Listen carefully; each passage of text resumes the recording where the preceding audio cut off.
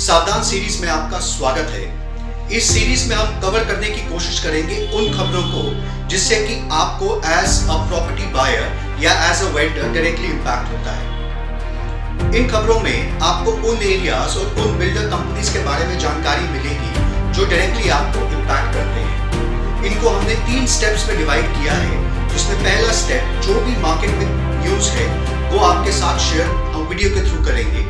इसी के अलावा हमने एक फाइल बनाई है जिसपे एक पुराना, नया और जो भी आगे फीडबैक आएगा उसको कंसोलिडेट किया गया है, जिसे कि आप कभी भी खोल के देख सकते हैं किसी भी एरिया के बारे में और किसी भी बिल्डर के बारे में। और तीसरा, अगर आप अपना फीडबैक किसी भी कंपनी या किसी भी एरिया के बारे में देना चाहते हैं तो वो भी आप हमारे को दे सकते हैं।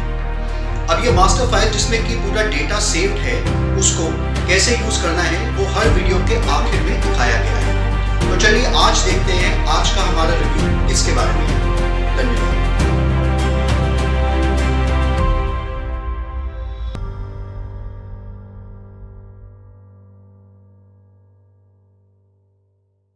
आज हम जानने की कोशिश करते हैं ग्रेटर नोएडा वेस्ट में बने हुए शाहबेरी गांव को, जो कि ऑफ लेट हमेशा से खबरों में रहा है। चाहे यहाँ पे सस्ते फ्लैट हो, चाहे यहाँ पे बिल्डिंग जिसमें कि 9 लोग मरे, अथॉरिटी की डेमोलिशन ड्राइव, यहाँ पे बिल्डर्स पे गैंगस्टर्स एक्ट लगाना या इसके अलावा लोगों का आमरण अनशन करना, ये हमेशा से खबरों में रहा है। शाहबेरी की कहानी हमने 3 हिस्सों में डिवाइड की है, जिसमें सबसे पहले पास्ट, प्रेजेंट और आगे हम क्या सोचते हैं इसका फ्यूचर क्या होगा। पास्ट की बात करें तो ये पूरा एरिया जंगल हुआ करता था, जहाँ पे नोएडा अथॉरिटी ने किसानों से जमीन ये लेके ली थी कि यहाँ पे इंडस्ट्री सेटअप की जाएगी, पर उसके बाद फिर ये जमीनें बिल्डरों को बेच दी। इससे काफी सारे किसान एजिटेट हुए और उन्होंने रिवाइज्ड कॉम्पनसेशन या तो जमीन वापस करने का आग्रह किया। काफी सारे किसानों को रिवाइज्ड कॉम्पनसेशन दे दिया गया, पर कुछ गांवों के किसानों ने कॉम्पनसेशन लेने से मना कर दिया, उसमें से एक शाहबेरी भी था। एज ए रिजल्ट जो पहले एक्विजिशन में अथॉरिटी ने पैसा किसानों को दिया था वो किसानों के पास ही रह गया और दूसरा एक्विजिशन नहीं हो पाया क्योंकि किसानों ने जमीन देने से इनकार कर दिया। एज ए रिजल्ट इस पे केस चल रहा है जो कि अभी भी कोर्ट में है।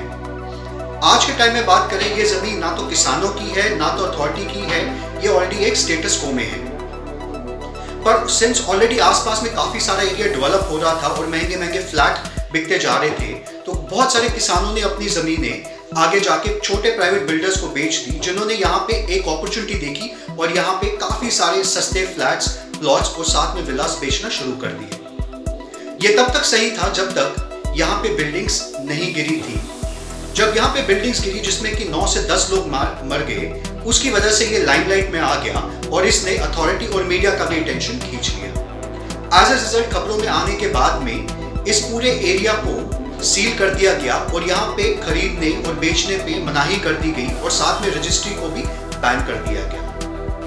पर अब जानते हैं इसका प्रेजेंट। अगर एरिया की प्रेजेंट स्टेटस की बात करें तो ऑलरेडी यहाँ पे सभी बिल्डर्स पे गैंगस्टर एक्ट लगा दिया गया है। इसके अलावा IIT ने भी सर्वे किया था, जहाँ पे जितनी भी बिल्डिंग्स थी उनको अनसेफ और डेंजरस मार्क कर दिया गया था और उसके लिए डेमोलिशन के लिए भी प्लान हो गया था। पर क्योंकि यहाँ के लोग सड़कों पर प्रोटेस्ट करने आ गए और काफी दिनों तक सड़कें जाम की और साथ में आमरण अनशन भी शुरू हो गए थे, इसकी वजह से अथॉरिटी ने वो डेमोलिशन ड्राइव को बंद कर दिया। आज के टाइम में यहाँ पे कंस्ट्रक्शन भी हो रही है और साथ में रजिस्ट्रीज भी हो रही है, पर जब भी अथॉरिटी को पता चलता है कंस्ट्रक्शन के बारे में तो वो एक्शन लेके उनको बंद करवा देती है।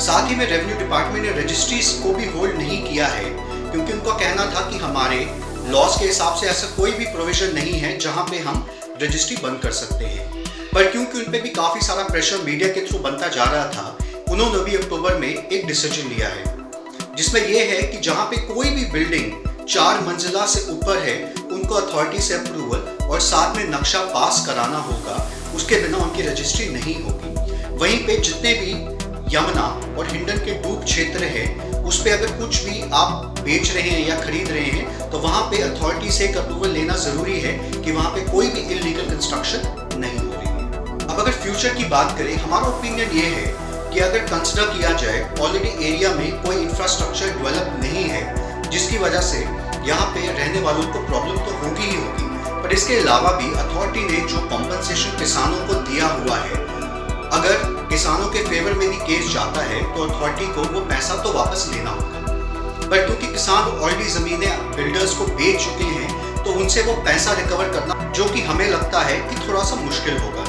क्योंकि किसान ऑलरेडी जमीनें बेच के जा चुके हैं और प्राइवेट बिल्डर्स ने ऑलरेडी बना के लोगों को बेच दिया है, जिसकी वजह से ये डिस्प्यूट कंटिन्यू होता जाएगा और अथॉरिटी को अगर पैसा ना मिला तो हो सकता है कि वो और आगे कोई एक्शन मत ले ले। जब इसमें दो ही ऑप्शन हो सकते हैं, या तो कॉलोनी रेगुलराइज हो जाएगी, अगर रेगुलराइज नहीं हुई तो उस केस में फिर ऑब्वियसली ये डेमोलिशन हो गई होगी। और जहां तक हमने पास रिकॉर्ड पूरे दिल्ली एनसीआर का चेक किया है, जो कि आप फाइल में भी जाके चेक कर सकते हैं, यहाँ पे डेमोलिशन तकरीबन हर दिन होती है और 8-8, 10-10 साल पुरानी कॉलोनियां भी बड़े आराम से तोड़ दी। तो अगर आप शाहबेरी या इसके जैसे किसी भी एरिया में प्रॉपर्टी खरीदने का सोच रहे हैं, हम ये सजेस्ट करेंगे कि आप अपना पहले ड्यू डिलिजेंस करिए और उसके बाद ही प्रॉपर्टी जाके खरीदिए। धन्यवाद। जाती है इस वीडियोस में जो भी कंटेंट हमने आर्टिकल से लिया है, उन आर्टिकल्स का लिंक डिस्क्रिप्शन में मेंशन किया गया है।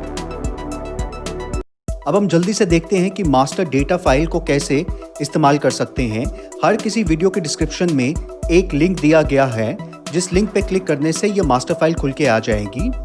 इस मास्टर फाइल को कैसे इस्तेमाल करना हम आगे जाके डिस्कस करेंगे, और साथ ही में 2 अन्य लिंक भी है, जिसमें कि अगर कोई वेंडर या चैनल पार्टनर है वो इस लिंक पे क्लिक करके अपना फीडबैक दे सकता है, और साथ ही में अगर कोई बायर है किसी बिल्डिंग या किसी एरिया के बारे में फीडबैक देना चाहता है तो वो क्लिक करके फीडबैक दे सकता है। मास्टर फाइल के लिंक पे क्लिक करने के बाद मास्टर फाइल खुल जाती है। मास्टर फाइल में 4 बटन्स हैं या टैब्स हैं, जिसमें सबसे पहला बिल्डर, दूसरा एरिया, तीसरा रेटिंग और चौथा सावधान सीरीज का है। अगर रेटिंग के टैब की बात करें तो इसमें जो भी फीडबैक हमारे को बिल्डर्स के लिए मिला है फ्रॉम वेंडर्स और साथ ही में बायर्स से, उसको एक एवरेज करके मार्क कर दिया जाएगा, जिसमें कि 4 श्रेणी है, जिसमें एक्सीलेंट, गुड, पुअर और वर्स है।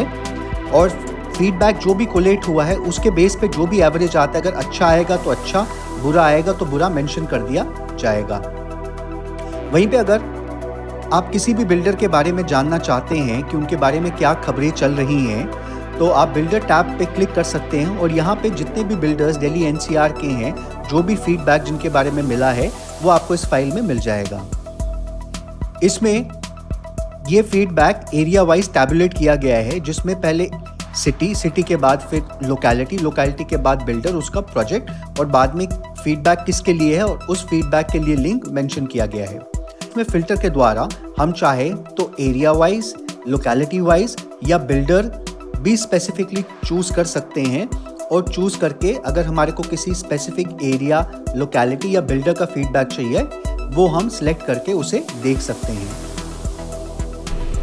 हर किसी फीडबैक और रिव्यू के सामने एक लिंक दिया गया है। उस लिंक पे क्लिक करने से जो भी उस न्यूज के रिलेटेड आर्टिकल है वो खुल के सामने आ जाएगा। वहीं पे दूसरा टैब एरिया का है।